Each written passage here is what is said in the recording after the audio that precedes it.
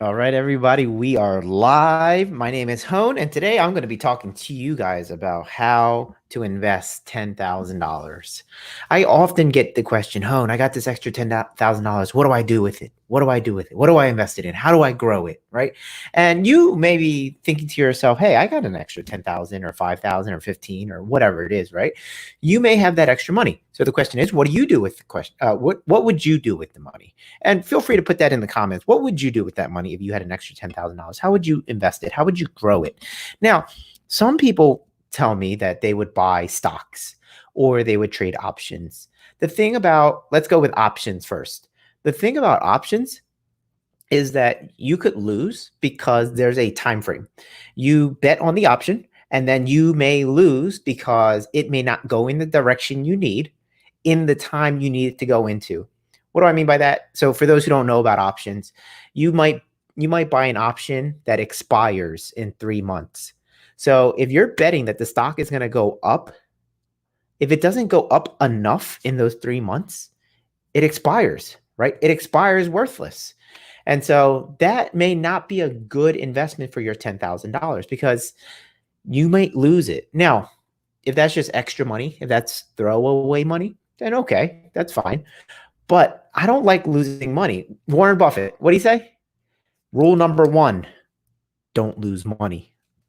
Rule number two, don't forget rule number one, right? So that's I don't like that potential with the options because that to me is really gambling. There are people out there who are selling courses who say things like, "Oh, I have this system, and if you follow the system, then you're going to make money." They think they have a better mousetrap. I have a master's degree in financial engineering, and we talked all about stocks and options and securities and all of the things that Wall Street does. And when you play it on a civilian level, you're going to get killed. Now, you may make some money, but then you may lose a lot of money as well. To me, this better mousetrap idea, it's just gambling. Okay, we got our first comment. So he says advertising and marketing for more business. That's how Zanel would invest the $10,000. That's not a bad idea. Expanding your business, right? By investing in marketing, you can create more business. That's awesome. For me, $10,000 is a small amount of money in terms of investing because I do real estate investing. I buy houses, I buy apartments, I buy commercial mixed use. I buy these buildings, and $10,000 is a drop in the bucket. A lot of times, $10,000 is what you need for closing costs, let alone the rehab, let alone anything else, right? So $10,000 is not a lot of money. So when you don't have a lot of money, what do you do with it? So I do like the idea of marketing. The other idea I like is to invest it into your own education so that you can create more money so that not only do you have 10, but you can make 20, 30, 40 from your own efforts. But in the meantime, where do you put the $10,000? Where do you put that $10,000? Like we said earlier, you could put it in the market. Now the market can go up, the market can go down. The one thing I like is to consider for you life insurance. But I don't just mean the term insurance that you buy when you die or like that insurance that covers you when you die. I'm talking about a special kind of life insurance where it has this secret little bank account. Okay. So imagine there's this bucket. Imagine there's a bucket, right? And I call it my secret little life insurance bucket. If you took your money and you put that money into the secret life insurance bucket, it grows. And not only does it grow at a really rapid pace, but it doesn't go down. That's the cool part. And that's the important part. Remember what Warren Buffett said? Number one, don't lose money. Or rule number one, don't lose money. Rule number two, don't forget rule number one. So I like putting the money in there because I know it's going to be there. I know it's going to be in there and it's going to be at least that or more. And it always grows. So it's going to be more for sure. Versus the stock market goes up and down and an option can expire. So that's too much gambling for me. Put the money in the life insurance bucket and it grows. Now, it's called a life insurance plan because if you die, there is the death benefit. But for most people, they don't realize you got the secret bucket of money. And so then once the money is in the secret bucket, What can you do with it? Well, the answer is anything you want, but here's what's really cool. It's going to be working overtime. It's going to be doing 2 jobs at once. And let me explain. 2 jobs at once. When I put the money into the bucket, it's going to grow, okay? I had $10,000. I put it into the bucket, the special life insurance bucket. The money is in there. It's growing, okay? Here's the thing. I'm never going to touch the actual money. The money is always going to grow and grow and grow, okay? The money's in the bucket. It's just going to grow. But I now come across a deal, a real estate deal. And I'm like, okay, I want to buy the real estate deal. But all my money's in the bucket over here. How do I buy the real estate deal? Right? How do I buy that real estate deal when all of my money is in the special life insurance bucket? I get what's called a policy loan. Remember earlier, I said I'm going to put the money in the bucket and I'm never going to touch the money that's in the bucket because I want the money working twice, okay? When it's in the bucket, it's working once. It's growing. So what I'm going to do then is I'm going to borrow, I'm going to take a loan against the money. Meaning, if I was talking to you and I said, hey, whoever you are watching, right? Hey, Mr. Smith, Mrs. Smith, I need to borrow $20,000. I have $20,000 or more in my bucket over here, but I don't want to touch that money. But I want to borrow the $20,000 because I need it. Will you give me a loan and I will secure your position with the money that's in this bucket? Okay. So the money is in this bucket. You give me a loan. If I don't pay you back, you can take the money from the bucket, right? So securitized, right? Your position is secured by that bucket. So you say, oh, well, that sounds like a no-lose position. And I said, absolutely, it is a no-lose position. You lend me the money. Your position is secured by the bucket. I take your money. I go do my deal. I go do my real estate deal that we were talking about earlier. And so then when I do the deal, when I do the real estate deal, it makes me more money. So you see how the money in here worked twice. It's growing within the bucket itself. And then it also allowed me access to more money to go actually do the deal. So it's still growing. The money in the bucket's still growing. And then it allowed me to buy this asset. So I have the same money working twice as hard. The reason that I take the loan from you versus just taking the money out of the bucket, because I don't want the money that's in the bucket to stop growing. The money that's in the bucket is growing like crazy. And I don't want to get into the details. If you and I have a one-on-one conversation, I can show you how a policy works. For now, I just want you guys to kind of get a visual of what I'm talking about. There's a special money bucket, and the money inside the bucket grows like crazy. That's what I would do. I would put the money in the bucket. It grows like crazy. It is secure. It doesn't go down in value. It's constantly growing. When I get more money, I throw it in there, right? And I will structure it where I will throw a certain amount of money in that bucket every single year. So every single year, it is growing and growing and growing and growing and growing. It's exactly what you do with your 401k. Most of you take your money from your paycheck and you put it into your 401k every single month. Well, I do something very similar where I put the money into my bucket. It's growing really, really fast. And when I need the money, I take out a policy loan. And instead of going to you, I go to the life insurance company themselves and I say, hey guys, you have my money over here. Give me a loan and I will secure your position with the money in the bucket. They say yes every single time. And here's what's really cool. Because I'm not touching the money in the bucket, I never have to pay taxes on the growth. I'll say that again. Because I take a loan and I never actually touch the money in the bucket, I never have to pay money or taxes on the growth. In any other vehicle, let's say I had an option or I was buying stock, and if I needed the money, I would need to sell those things. I would need to close out my position, and then I would take the money. And if I took that money by selling my position off, then I would have to pay the taxes on that growth. You guys see the difference? So now I'm taking a policy loan versus taking out the money from the bucket. So that's a huge difference. So if I took my money out of the bucket, I would have to pay 30% in taxes. But because if I'm taking a policy loan, I'm only paying 5% interest. Think of that as 5% in taxes. Would you rather pay 30% in taxes or 5% in taxes? So I take the 5% versus the 30%. So I take the policy loan, I go do my deal. The money is working double time. That is what I would do with my money. If I had that extra $10,000, I would start this policy now. Here's what's really cool. After however many years it passes, and then I'm finally interested in retiring. I'm like, okay, guys, I'm old and I don't want to do this anymore. I'm retired. I'm going to be pulling my money out.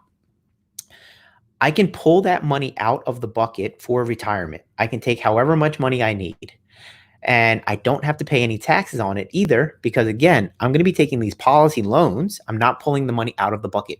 Unlike your 401k, if you need money from your 401k, you're liquidating some of your position and then you're paying the taxes on it and then you get your money. This is so much better. I'm taking these policy loans and I'm taking them every single year, however much money I need. And then eventually I die and I never pay it back. I take the policy loans against the money in the bucket, and then eventually I die. It's so crazy, right? So I never pay any taxes on the money. And the 5% in interest that I would be paying for the policy loan will just come out from the cash value. So no money's coming out of my pocket anyway, right? And all of that growth, all completely tax-free.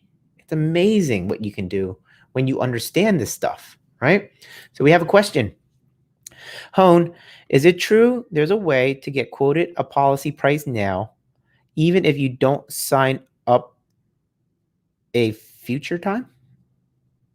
I have no idea. Are you talking about like locking in something? So how a life insurance policy works, how all insurance policies work, they take a look at your age, and then there's a database with your health status, and they know whether you're a preferred risk, a standard risk, or a substandard risk. And that's how your policy is priced. So you could get a quote now, but you can't lock it in. Like the quote you get will be however long, maybe like 60 days. It's good for 60 days or until your birthday or whatever. But then you can't lock that in. If you wait a year, we'll just run a new quote and we'll see what the policy costs then. So Donnell asks, what's the name of that kind of policy? Well, it is technically a whole life insurance policy, but that's like me telling you I drive a car. And let me elaborate. If you ask me, Hone, what kind of car do you have? And I just say I have a car, a red car, maybe, right? I say I have a whole life policy. But the red car has a make and a model, and even if we go deeper, it has a trim, and even within the trim, you have 4-wheel drive or front wheel drive, or things like that, right? So I could say to you, I have a Honda Pilot Touring 4-wheel drive or all-wheel drive, right? So that gets into the details. I have a whole life policy. I buy riders to maximize your cash value so that you can use it for lending, or you can use it to borrow and then do more deals. What's important though is the agent that puts together the policy for you, right? So you need to have an agent who understands about whole life life insurance policies. They understand it. They have the right product for you from the right company. And so if you don't have these three things, then there's a good policy or a good possibility that you're going to end up with a policy that doesn't actually work to your advantage to do what it is that I'm saying that it's going to do. What happens is sometimes people go out, they say, oh, I heard this crazy thing from Hone about having a policy, a whole life policy, and putting money into it, and then I can do all of this cool stuff with it. And then they go out and they talk to their agent. And what happens is their agent's like, oh, I can sell you a whole life policy. And so they're like, cool, sell it to me, right? And then when they sell them a whole life policy, it turns out that that whole life policy was not designed the right way.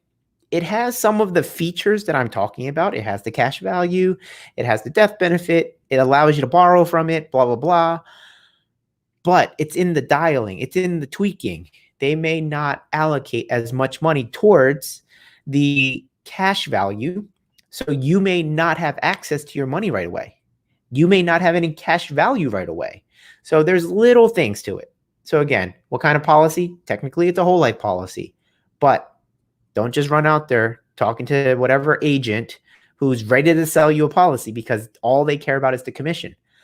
As a life insurance broker, I design policies for my friends and family so that it maximizes the cash value and it actually minimizes my commission, because I'm not necessarily interested in making all of the money in the world from selling life insurance policies. I'm a real estate investor, and my job is to create more real estate investors. I like to say I create real estate investors, right? So I'm interested in creating real estate investors out of you guys. And one way to make you a better real estate investor is to give you access to more money. And where might some of that money be? Well, it might be in that life insurance policy that we talked about. So that's why I'm involved with this. Other agents that you talk about, or might talk to, I'm sorry, they're interested in selling you a policy to make a fat commission because that is their only job. This is not my only job. This is one of the vehicles that I chose to be a part of to help you become a better real estate investor or business owner or entrepreneur, whatever it is. That's why I'm involved. And so when I found out how the industry actually worked, I said to myself, well, if I won't be able to find an agent who can help my friends and family out the way I want them to be helped, then I got to do it myself. I have to get involved so that I can put the message out there and help more people. So now I'm in the business and I'm structuring these policies so that you get to make more money with your money. So now a couple other questions. He says, does your age matter? Your age does matter because the older you are, the more it costs. So the younger you are, the sooner you start, the better. And here's what's cool. Here's what's really cool, actually. You get to create a whole life policy for your kids. You get to create a whole life policy for your kids.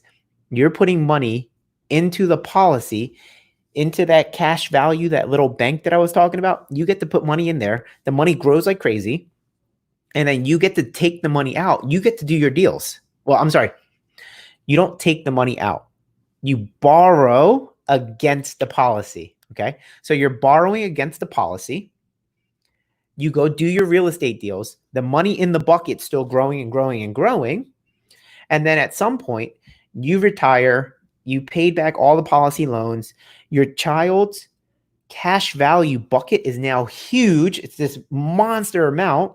And you say, here you go, son or daughter, right? And you hand them the keys. Not technically, there's no keys, right? But you can then relinquish your ownership to this policy, which was based on them anyway. And you go, here you go, here's your policy. So it's a savings account for them. It's how you set them up for the future. And so then when you relinquish the control to them, now they have access to this bucket of money where they get to pull or get the loans against, again, right? They get the loans and then they go do whatever it is that they want. Super cool stuff. Super, super cool stuff. Let's see. Question. Do you have any plans to start a syndication in the future? I think about it. People ask me all the time, Hone, I have money. Can I lend it to you? Can you do something with it? And right now, the answer is no. I don't have a place for their money, right? I don't have a place for their money. I do suggest that maybe they start a life insurance policy, but I don't have a place for their money right now. I will soon, but not right now. I'm waiting on some zoning issues. I'm getting things rezoned. I'm getting my projects have the money right now. Other properties will need some money, but not this second. So it's interesting. Some people have a problem with having not enough money, and then some people have the problem of too much money. What is a problem with too much money have? You don't have enough places to put the money. So that's the interesting thing. But so yeah, let's see. So now, as I was saying, you have the money from your bucket. You're getting towards retirement. You pull out the money completely tax free. Let's say that you're up in age. Let's say you're 90 years old. You're 95 years old. Your kids, right? Your kids are now 65 years old, right? They're not really kids anymore. They're grandparents themselves. So you're 95, your kids are 65. You're about to pass away. They don't necessarily need your death benefit. Remember, this is a life insurance policy. It still has a death benefit, but they don't necessarily need the money. So what do you do with the money? What do you do with this death benefit? Well, when you pass away, instead of having that money go to your kids, just like, here you go, here's a whole bunch of money. How about you have that money go into a family trust? Okay. You're creating a family bank. It's super cool. So think about it. Walk with me if you would. You pass away. There's this giant death benefit that's got to go pay. It's got to get paid to somebody. So instead of paying it to somebody, that death benefit goes into a trust. Okay. So there's a trust that you create, and it's going to be your family bank, your family legacy. So the money goes into that bank, and you hire a trustee. Okay. You hire a trustee to manage that account. If your great-great-grandson needs some money to start a business, right? If your great-great-grandson needs some money to start a business, he can go to the family bank, talk to the trustee, and say, hey, trustee, I need some money.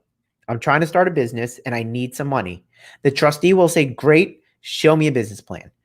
The great-great-grandson is going to show him a business plan. He's like, here's the business plan. I need $100,000 to go start my business. The trustee will read it and say, you know what? This is a good plan. Here is $100,000 from inside of the family trust.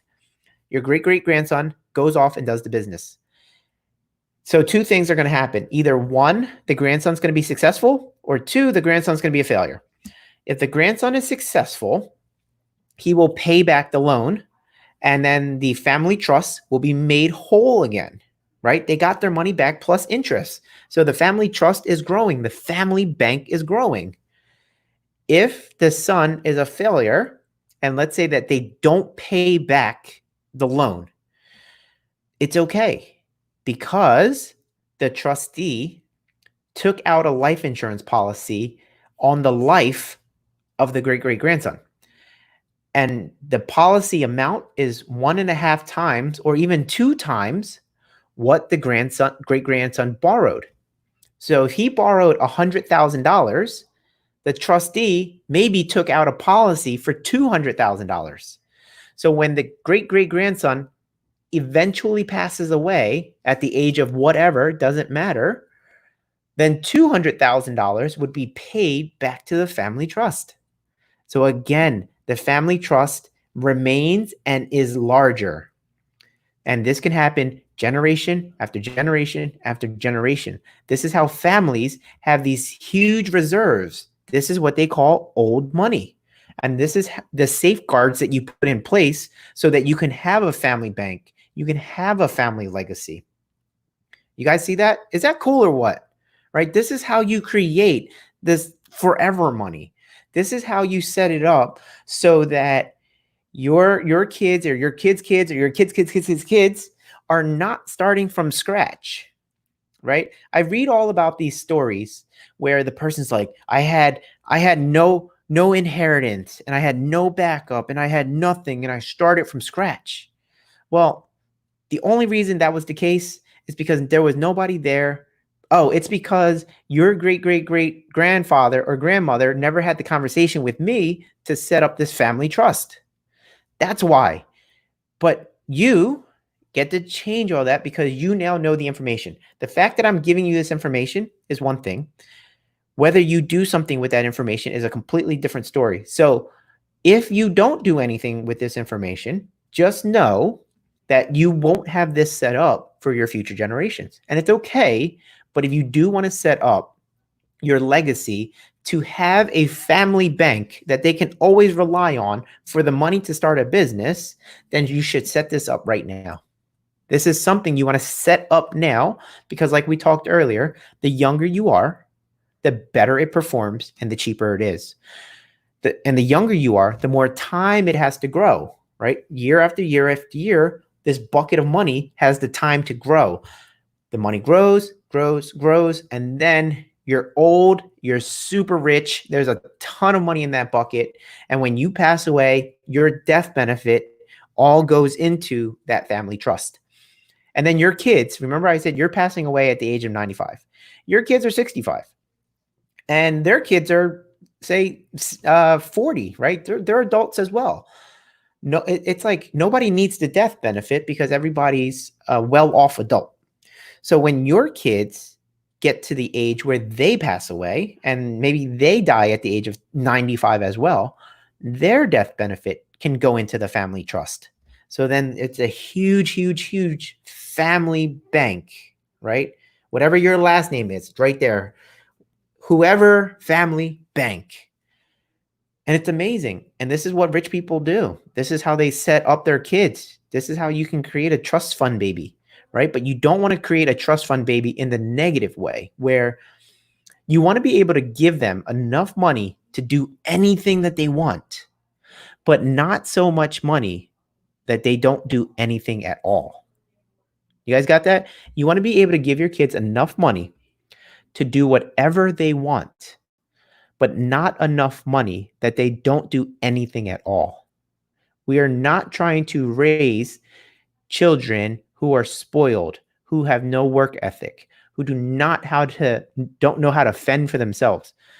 But what we are trying to do is create a generation of entrepreneurs and investors and those who create these massive businesses and have huge impact.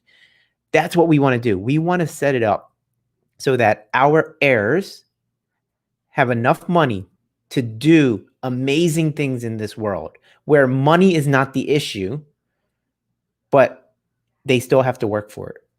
That, I think, is a way we handle the next generation. And I think you agree. I think you totally agree. So let's see. Do we have any other questions here? So let's see. So here's a question. How long does the policy have to mature prior to borrowing? Right? P.S. Found my term is convertible. Fantastic. So there's two parts to this. So she asked, how long does the policy have to mature before borrowing? This is what I answered earlier.